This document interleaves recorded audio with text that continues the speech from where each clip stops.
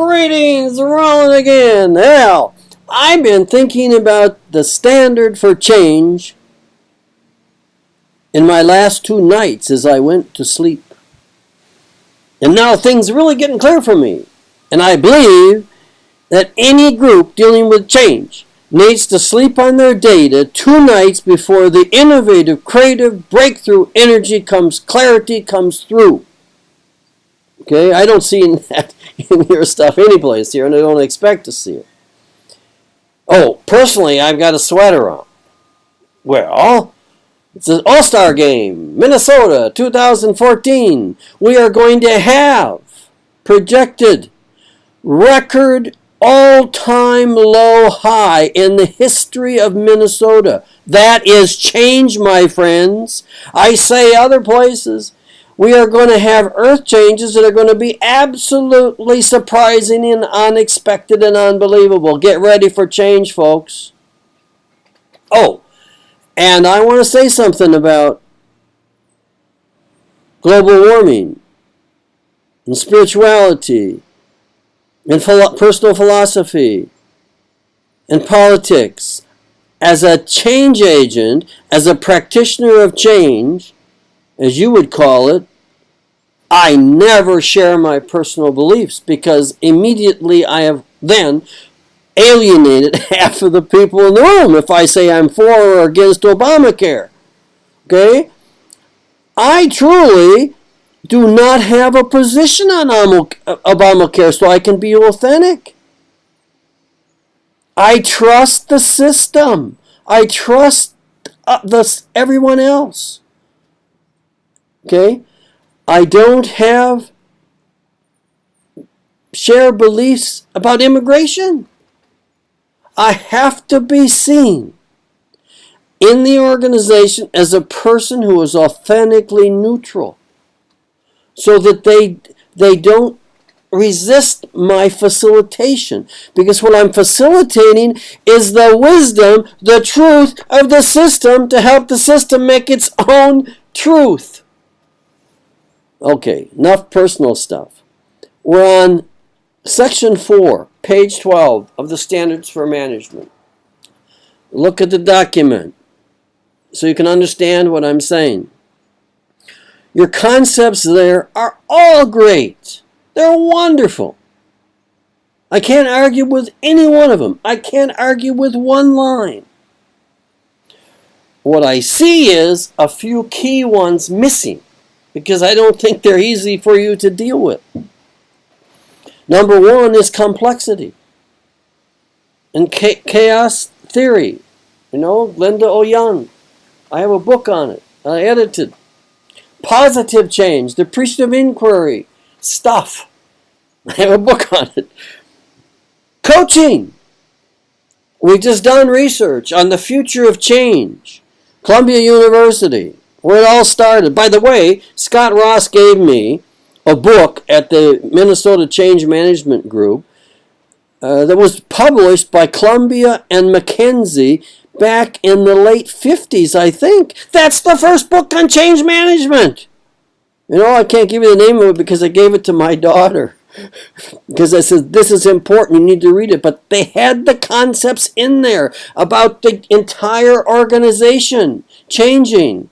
Large-scale change. The first clear business focus in this world on that. Okay, you should read that and understand it. I don't see some of those basic essentials here. Columbia is where this all started. Well, among the 5 other universities. Okay, I teach there now. In any case, what am I talking about? Oh, coaching is one of the new research things that Alan Church is coming up with. He's the head of change at PepsiCo. Dr. Church. The result will be in my 4th edition. The other concept I think is key is missing is polarity management, which is the opposite of positive change or appreciative inquiry.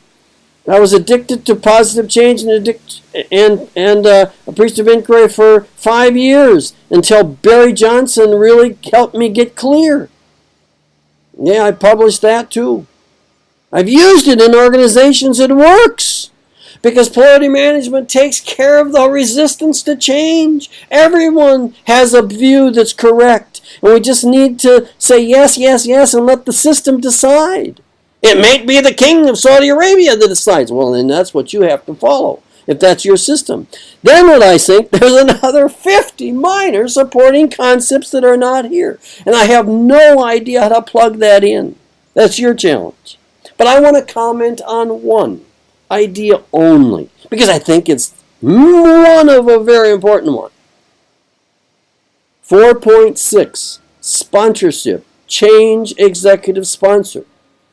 You have it all covered. I can't argue with one point or the whole notion. You got it right. Okay? But I don't think you understand the emphasis that's needed. First of all, sponsorship is a bad word. It means distance. You know, I'm the sponsor of the event. I'm not leading the event. Okay? A sponsor can be a person you have to please. A sponsor can be a cheerleader. You don't want a cheerleader.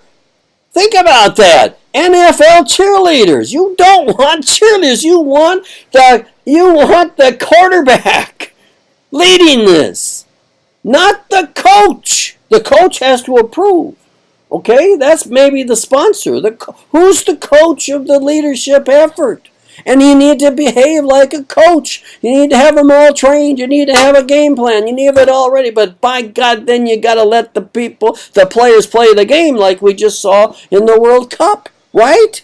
You can't structure that. It's a totally spontaneous thing. And if a lot of it is based on luck. Okay? But you create the lucky situation because of intense preparation, intense training, intense setting up. So, what needs to have is I just named it right now off the top of my head, and that is the executive change leader. Okay? And the other assumption here is that the system must be boundaried. You have the word boundary in here, but you don't understand it. It doesn't convey understanding. A system is an in-tech work group or whatever. Okay, it could be customers and something. Ideally, it's the whole system, the whole organization. But whatever that system is, you need to transform the leadership first. We spent 2 days, 200 of us in New Orleans, change management leaders. There was more experience in that room than there is in this committee that's putting this change management group stuff together, I'm sure. We came up with one realization. Anything and everything that always goes wrong really goes back to leadership, lack of sponsorship, support, involvement, modeling the change, being the difference, leading the way. And that's when I made the decision that I would never do anything until I took the top leadership away for a 2.5-day transformation event, because I don't know any way that you could ever get transformation any deeper, more clear than in a 2.5-day residential experience followed by at least a 10-day assessment and setting up and engaging, planning, and getting the leadership to own and to guide and to direct. The CEO.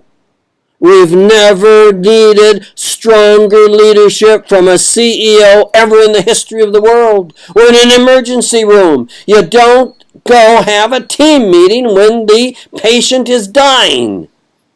That you let the surgeon, the leader, get in there and do it, and by God, everybody better be on board and play their part quickly. That's the kind of leadership I think we need, stronger than ever before. And of course, there's contradictions here. Polarity. The leader needs to be a person that he can trust the people and that they need to make decisions on the fly. Okay, so that's what I have to say in this startup. And now I'm going to stop, and the next iteration is going to be how I'm going to cover the rest of this. I've just figured it out this morning. Okay? Cheerio.